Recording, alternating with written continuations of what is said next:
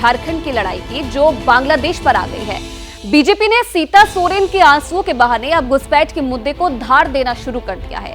BJP ये कह रही है कि आदिवासी बहुल संथाल का इलाका मौजूदा सरकार में मिनी बांग्लादेश बनता जा रहा है। आखिर बीजेपी क्यों घुसपैठ के मुद्दे को हवा दे रही है? क्या है बीजेपी का पूरा प्लान? आइए समझते हैं इस रिपोर्ट के जरिए।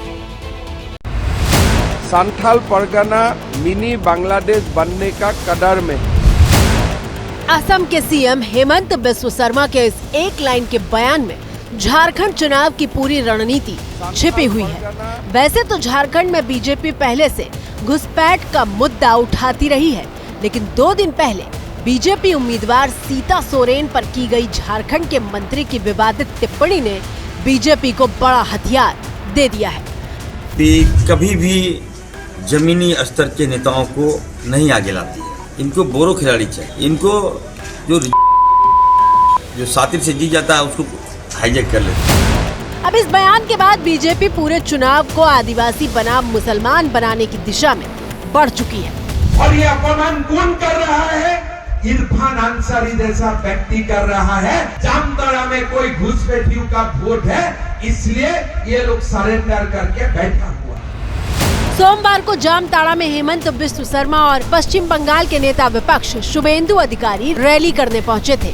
मुस्लिम नेता के बयान को आधार बनाकर दोनों नेताओं ने कांग्रेस जेएमएम की सरकार पर घुसपैठियों को संरक्षण देने का आरोप लगाया।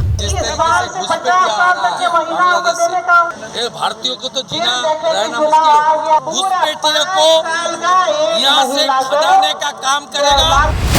बीजेपी पहले से कोशिश कर रही थी कि चुनाव को आदिवासी वर्सेस मुसलमान के पिच पर लाया जाए। कांग्रेस के नेता इरफान अंसारी ने अपने बयान से बीजेपी को बाउंड्री मारने का मौका दे दिया। कहानी कुछ यूं है कि बीजेपी इस बार के चुनाव में पहले से ही आदिवासियों को लुभाने के लिए घुसपैठ का मुद्दा उठा रही थी। आरोप लगा रही थी कि आदिवासियों का हक मारकर मुसलमानों को दिया जा रहा है। मुसलमानों की बढ़ती जनसंख्या को भी बीजेपी ने मुद्दा बना रखा है। चुनाव प्रचार के बीच लव जिहाद से लेकर लैंड जिहाद तक के नाम को उछाला जा रहा है। और बीजेपी ऐसा इसलिए कर रही थी क्योंकि बिना आदिवासियों के सत्ता की कुर्सी तक पहुंचना संभव नहीं है। इसी कड़ी में पार्टी ने पहले बाबूलाल मरांडी की घर वापसी करवाई, फिर लोकसभा चुनाव से पहले शिबू सोरेन की बहू सीता सोरेन को साथ लिया। अभी चुनाव से पहले पूर्व सीएम चंपाई सोरेन को जेएमएम से बीजेपी में लेकर आई।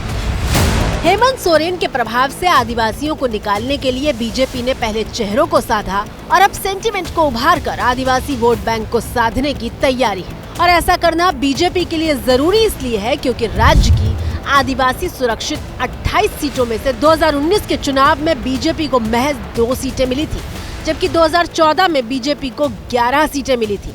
2019 में जेएमएम को 19 सुरक्षित सीटों पर जीत मिली, जबकि 2014 में ये नंबर 13 था। कांग्रेस को 2019 में 6 सीटें मिली।